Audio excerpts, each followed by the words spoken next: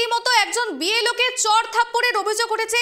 SIR এর কাজ করতে গিয়ে সেই বিএলওকে কিন্তু আক্রমণ করা হয়েছে, চড় থাপ্পড় দেওয়া হয়েছে, এমনটাই কিন্তু অভিযোগ উঠে আসছে বীরভূম থেকে। অসুস্থতা ও আত্মহত্যার চেষ্টা নয়, বীরভূমে আক্রান্ত বুথ লেভেল অফিসার।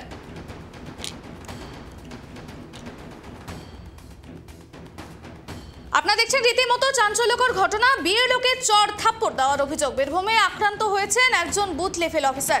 জানা গিয়েছে যে এসআইআর এর কাজ করতে গিয়ে জুটলো মার, এমনটাই কিন্তু অভিযোগ উঠে আসছে। এ বিষয়ে বিস্তারিত জানবো, আমাদের সঙ্গে টেলিফোন লাইনে যুক্ত হয়েছে আমাদের প্রতিনিধি জয়ন্ত। জয়ন্ত, আমরা দেখতে পাচ্ছি রীতিমতো চাঞ্চল্যকর তথ্য, একজন বিএলওকে চড় থাপ্পড় মারার অভিযোগ উঠেছে।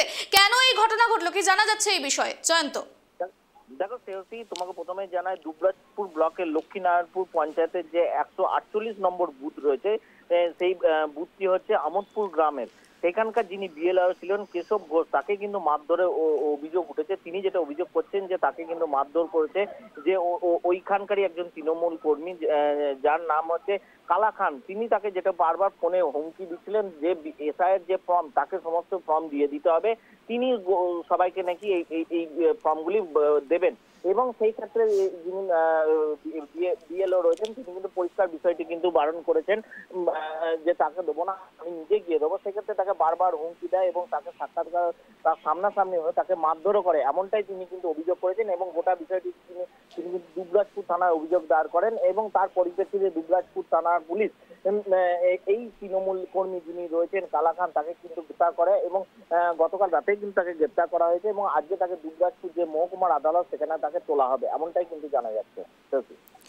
জয়ন্ত, এই ব্যবস্থাটি নিয়ে, এই যে হয়েছে বিএলওর উপর চড় থাপ্পড়ের অভিযোগ উঠেছে, সেই নিয়ে বিএলওর অফিস থেকে কি জানানো হচ্ছে, বিএলওদের তরফ থেকে কি জানানো হচ্ছে?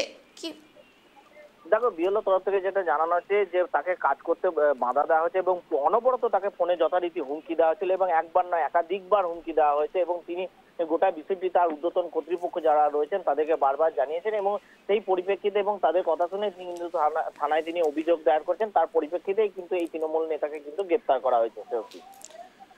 ধন্যবাদ জয়ন্ত।